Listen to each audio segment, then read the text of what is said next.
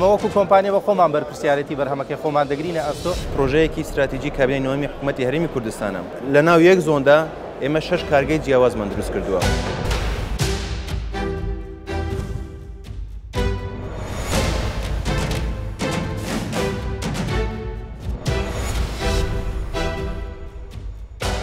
ژمارە ئەو کارگانی کە مۆڵەتان پێداوە یا تەواو بوون لە تەمەنی کابینەی نوێمدا چەند؟ بەرهەمی کارکای ناوخۆ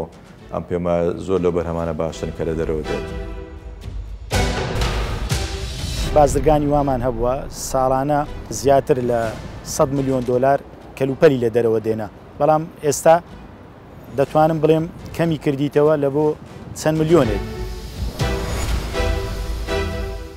باسی کەرتێکی گرنگ دەکەم کە بۆ وڵاتان بۆتە کۆڵەکەیەک و وەکو پاڵپشتیەک و ئابوووریەکی جێگیر پشتی پێدەبەسێت. کەرتی پیشەسازی تایبەت بە هەرێمی کوردستان و ژێرخانی پیشەسازی ڕەنگە زۆر جار درێغی یاخود غەدر کرابێت لە ژمارەکان بە تایبەتی لە ڕووی دامەزرانی کارگەکانەوە، بەڵام لەم بەرنمەیە بە داتا و بە ئامار پێتان دەڵێم چۆنە. تاکو ئێستا 4547 مۆڵە دراوە بۆ کارگا، بەڵام هەمویان کارگە نین. لەو ژمارەیە 2238یان وەکو کارگا دامەزراون. ئەماش حکومە دەیەوێت ژمارەی کارگەکان زیاد بکات و گرنگی زیاتر بە بەرهەمە ناوخۆیەکان بدات. تایبەت بە کابینەی نۆیەم واتە لە نێوان ساڵانی 2019 تاکو ساڵی 2024 853 مۆڵەتی کارگا بۆ دامەزرانی بەرهەمە جۆرا و جۆرەکان دراوە کە سەرمایەکەیان زیاترە لە 1 تریلیۆن دینار. ئامانجی حکومەتی هەرێمی کوردستان بووە کە پاڵپشتی بەرهەمی ناوخۆیی بکە ڕێکارەکانی دامەزرانی کارگا چۆنە لە هەرێمی کوردستاندا. لەم بەرنمەیە بە شێوەیەکی مەیدانی و بە داتا و ئامار لەگەڵ هاوکارانم بە دوواداچوون بۆ ئەم بابەتە دەکەین. حکوومەتی هەرێمی کوردستان لە چەند ساڵی ڕابردوودا بە هاوکاری لەگەڵ کەرتی تایبەت پلان و بەرنامەی گرنگی هەبووە بۆ بایەخدان بە کەرتی پیشەسازی، بە تایبەت لە بوارەکانی پیشەسازی خوراک و پیتروکیمیایی و پیشەسازی کانزاکان و دابینکردنی مادەی خام بۆ پیشەسازی بچووک و مامناوەند و دروستکردنی چەند ناوچەیەکی پیشەسازی لە شارەکانی هەرێمی کوردستان. پێشکەوتنی پیشەسازی یەکێکە لەو کۆڵەکە گرنگانە بۆ پتەوکردنی ژێرخانی ئابووری هەر وڵاتێک. بۆ مەبەستەش لە تەمەنی کابینەی نۆیەمدا زۆر گرنگی بە کەرتی پیشەسازی و دامەزراندنی کارگەکان دراوە و بەڵێنەکانیش وەکو خۆی جێبەجێ کراوە. ئەو کارگە جیاوازانەی لە تەمەنی کابینەی نۆیەمدا چی بوون کە دامەزراون و چ خزمەتێک بە ئابووری وڵات و هاوڵاتیان دەکەن. ڕەنگە لە ساڵانی ڕابردوودا تەنها ئەم نمونەی دەستی من لە دەرەوە بە بڕەپارەیەکی زۆر هاوردەکرابێ، کەسیش نەیزانی بێ چۆن دروست کراوە، کوالێتەکەی چۆنە، بەڵام دەبینی ئێستا ئەمە بەرهەمێکی ناوخۆییە لە هەولێری پایتەخت دروست دەکرێت. ئەمە چۆنە ئەم کارگەیە بەشێکی لە دەرەوەیە یا هەمووی سەر پاکێجی لە A to Z لە هەرێمی کوردستان دروست دەکرێت؟ کۆمپانیای سفر و کێبل هەولێر پرۆژەیەکی استراتیژی کابینەی نۆمی حکوومەتی هەرێمی کوردستانە. ئەم کۆمپانیایە بۆیە پرۆژێکی استراتیژیە چونکە لە ناو یەک زۆندا ئێمە 6 کارگەی جیاوازمان دروست کردووە. کارگەی یەکەم دروست تواندنەوەی سفرە، کارگەی دووەم لە دروستکردنی قالبە لەو سفرە، کارگەی سێەم دروستکردنی 8 ملیمە. ئێمە دەتانین قالبی سفر لە 8 ملیمەوە گسکە بکەینەوە باری بکەینەوە هەتا 0.8 ملیمە هەتا مووی قش، یعنی قیاسەکە ئەوەندە گسکە بیتن. دوایەوە دەتانین وایر دروست بکەین، وایری کارەبایی، کارگەیەکی دیکە بەس بۆ وایری کارەبایە، کارگەیەکی دیکە بەس بۆ دروستکردنی PVC و حوبایباتە، کارگەیەکی دیکە بەس بۆ مەسەلەی پاکەجینگە. ئێمە لە یەک زۆندا لە ئەی هەتا زێت لە ئەوەل هەتا ئاخیر هەموو کارەکان بە خۆمان دەکەین، کارەبەکەش بە خۆمان دابینی دەکەین، محەڵەیەکی کارەبای خۆمان هەیە، دەتوانین خواستی کێبڵ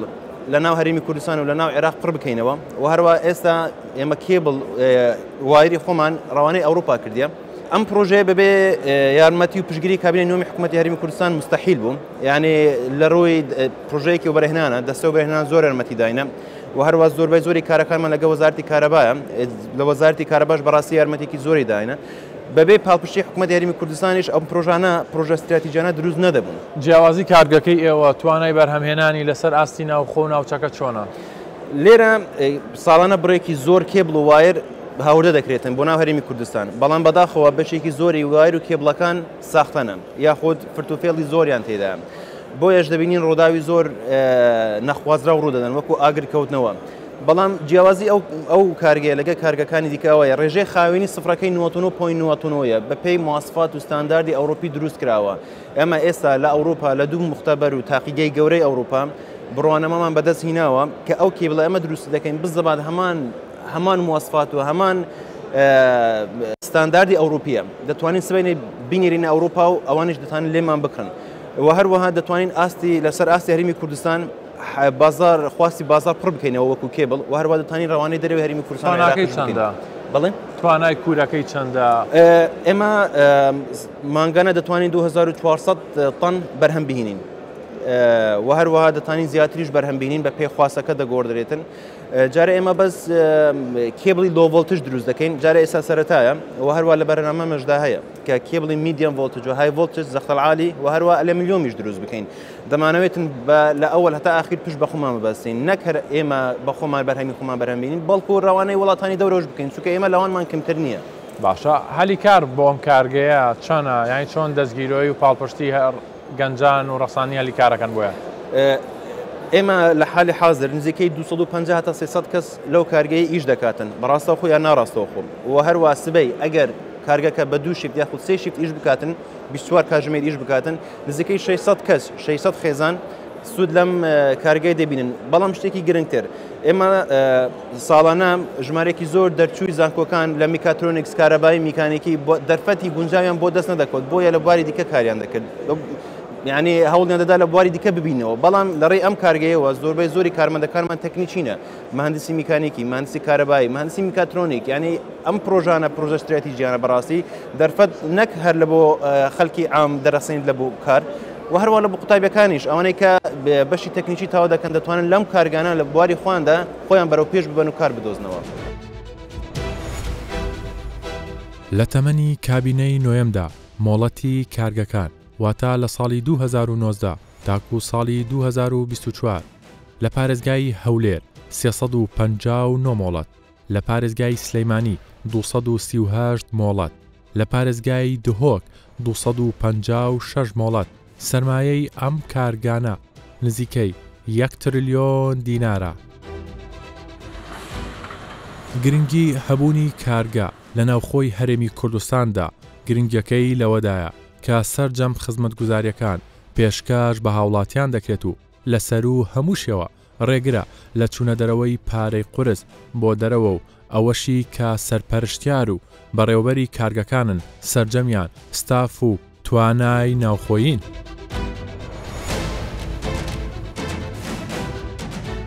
دەوترێت کارگەی جیاواز هەیە لە هەرێمی کوردستان، ئێستا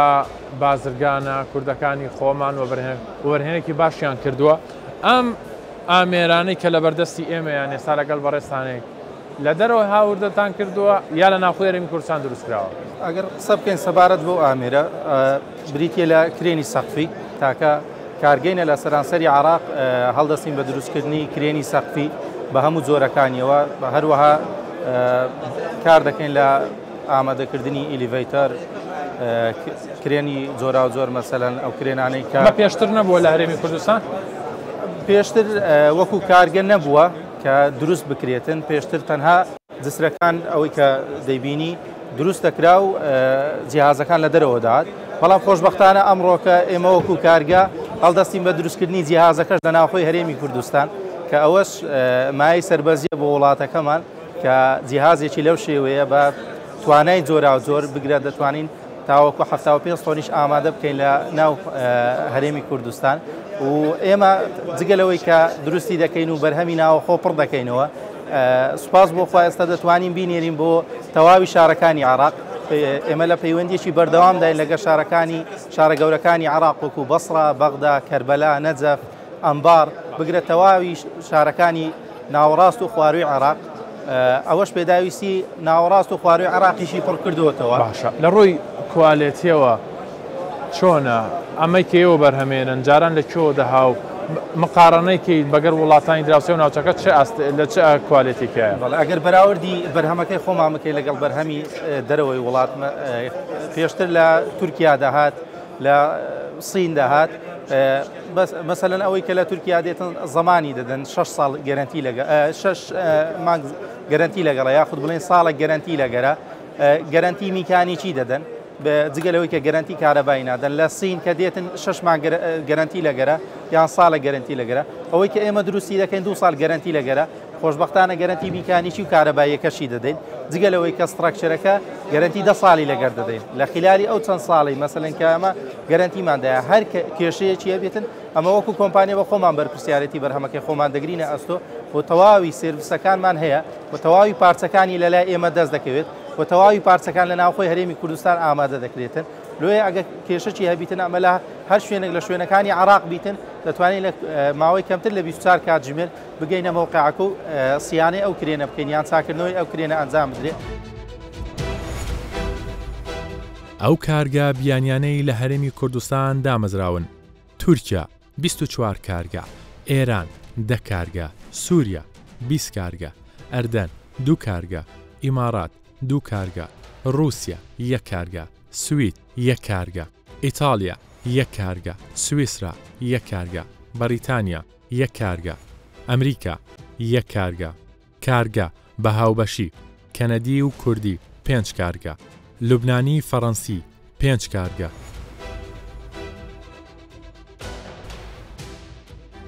ئەو ئاسانکاری و خزمەتگوزاریانەی لە کابینەی نۆدا ئەنجام دراوە لە بەرامبەر دامەزراندنی کارگەی نوێ هۆکارێکی سەرەکی بووە بۆ پێشخستن و هاندانی سەرمایەداران تاکو زۆرترین ژمارەی کارگەی پیشەسازی لە هەرێمی کوردستان دابمەزرێنن.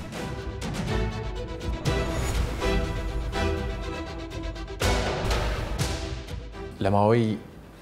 4 بۆ 5 ساڵە باسێواگرێ کەرتی پیشەسازی زۆر بەرەو پێش چووە بە تایبەتی دامەزانی کارگەکان لە هەرێمی کوردستان بەڕێستان لە بابەتەکەەوە نزیکن بەریەکەوتنتانی لەگەڵ خاوەن کارگەکان ژماری ئەو کارگانی کە مۆڵەتان پێداوە یا تەواو بوون لە تەمەنی کابینەی نوێمدا چەندە؟ ئەوەی دەمێت لێرە ئاماژەی پێ بکەم ئێمە وەکو وەزارەتی بازرگانی پیشەسازی و وەکو بەڕێوەبەرایەتی گشتیمان گەشەپێدانی پیشەسازی هەوڵمانداوە زۆرترین پشتگیری کارگەکانمان بکەین. ئەوەی جێگای خۆشحالە لە ماوەی ئەو 5 ساڵە تا ئێستا ئێمە 853 مۆڵەتمان داوە کە بەپێی هەری شارە و نسبەتی لەو مۆڵەتانە داوە. ئەگە بینە سەرەوەی هەولێر 172 مۆڵەتی سەرەتاییماندایە،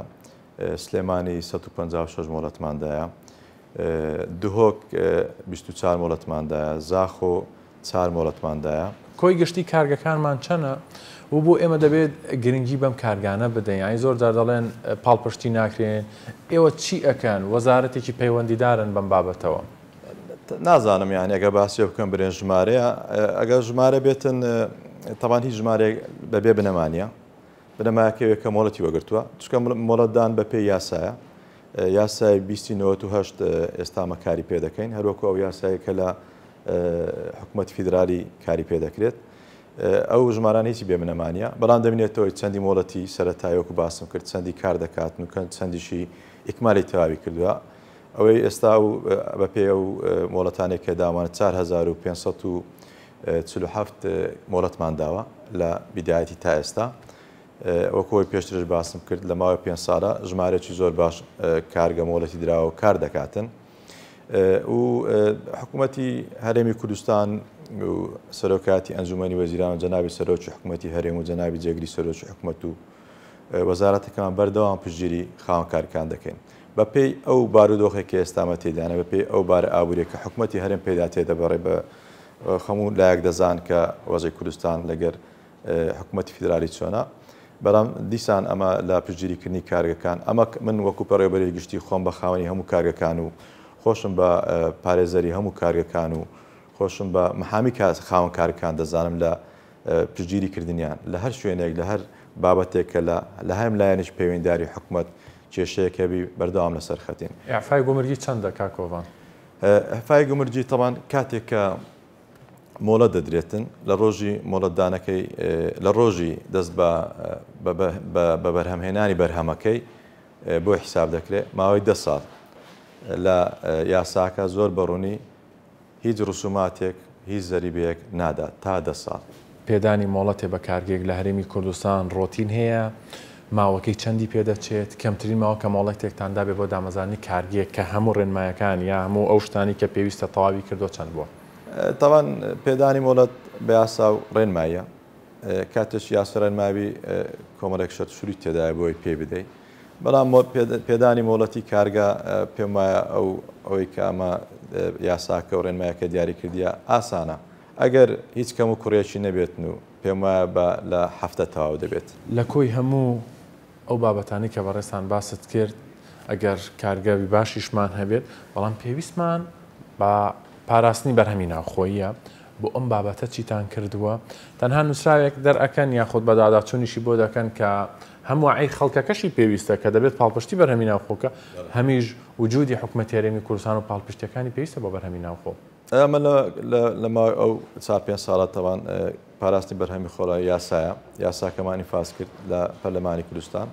لەو کابینەی حکومەتی هەرێمی کوردستان کردمان داوامان لە هەموو خاوەن کارەکان کردیە ئەوانەی هەر یەکەول بەپێی چالاکی کارگەکە یان بەپێی سەرفیا و کارگانە بەیەکەوە هەموو کۆ بکەینەوە بۆی بتوانین بۆ نمونە پاکەرەوە هەموو کارەکانی پاکەرەوە بێن ئەو معلوماتەوە زانیارەیە کە بەپێی تاقەی بەرهەمهێنانی کارگەکانیان پێشکەش بکەن چکە وەک ئەوە قانونەکە و ڕێنمایی هەیە دەبێت ئەو شتانە بکرێتن بۆی بتوانین پاراستنی بەرهەمی خۆماڵیان بۆ بکەین. ژمارەی مۆڵەتەکانی کارگا لە بەڕێوەبەرایەتی گشتی گەشەپێدانی پیشەسازی ژمارەی مۆڵەت 4547 کارگا مۆڵەتی سەرەتایی 707 کارگا لە دامەزراندندان 1602 کارگا تەواوکردنی و دامەزراندنی کارگا 2238 کارگا. هەر لەم بەرنامێدا نمونەی زیندوو دەخەینە ڕوو دەربارەی کارگەکان و ساختکردنەوەی بەرهەمی ناوخۆ کە بازرگانان ئێستا بۆ کڕینی کەلوپەل و پێداویستەکان ڕووناکەنە دەرەوەی هەرێم بەڵکو و سوود لە بەرهەمی کارگەکانی هەرێمی کوردستان وەردەگرن. هەرێمی کوردستان و عێراق بۆ ناوبانگیان دەرکردووە کە زۆرترین پێداویستی ناوخۆی لە دەرەوە هاوردە دەکەن دەبینین ئێستا باسی هەرێمی کوردستان دەکەین ژمارەی زۆر کارگە هەیە ئێوە بازرگانن ساڵانێکی زۆر لە دەرەوە بوون کەلوپەلتان هاوردە دەکرد ئێستا بە بەراو بە ساڵانی ڕابردوو چ جیاوازیەکەیە؟ خۆشببختانە جاران ئێمە وەکو بازرگان زۆربەی زۆری کەلوپەلەکانمان لە دەرەوە هاوردە دەکرد ئەویش بە هۆکاری ئەوەی کە عێراق وڵاتێکی ناسەقام گیر بوو سەرمایەدارەکان سەرمایە گوزاریان لەو وڵاتەی پێنە دەکراوەکو پێویست بەڵام ئەلحەمدولیلا و بە تایبەت کوردستان کە بەو دۆخە ئارامەدا تێدەپەڕیتن ژمارەیە کارگەی زۆر و بە تایبەت لە مدەی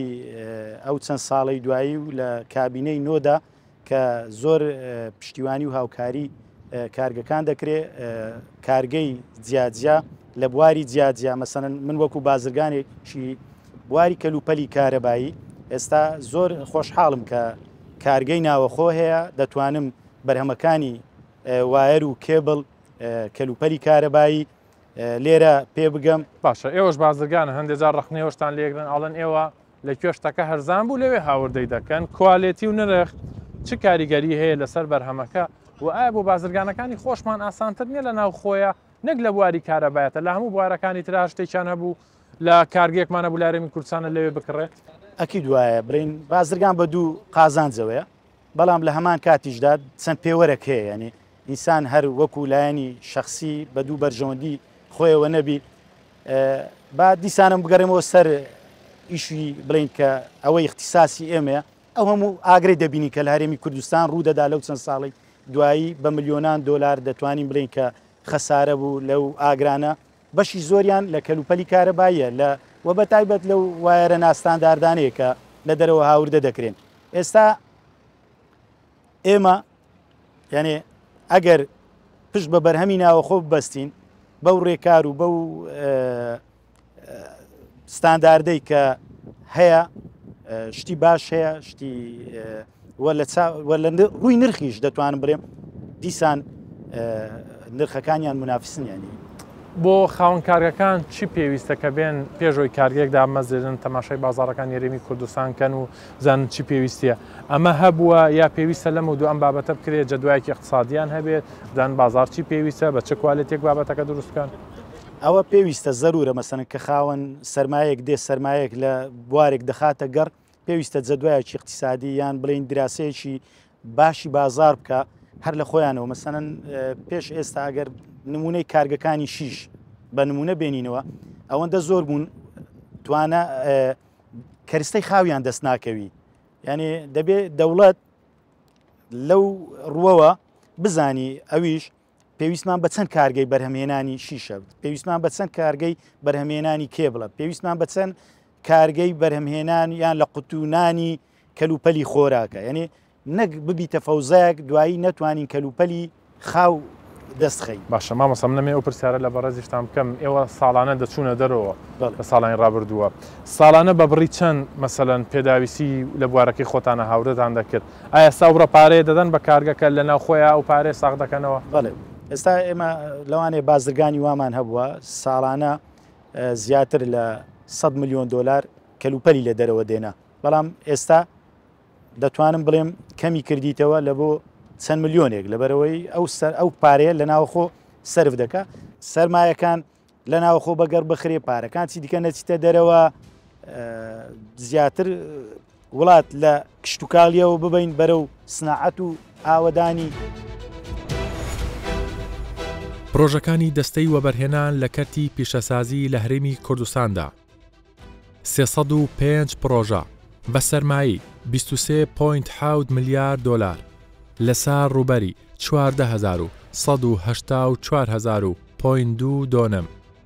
سەرمایی وەبەرهێنان لە کەرتی پیشەسازیدا بە ڕێژەی 134 سەرجەم سێکتەرەکان پێک دەهێنێت لە هەرێمی کوردستاندا.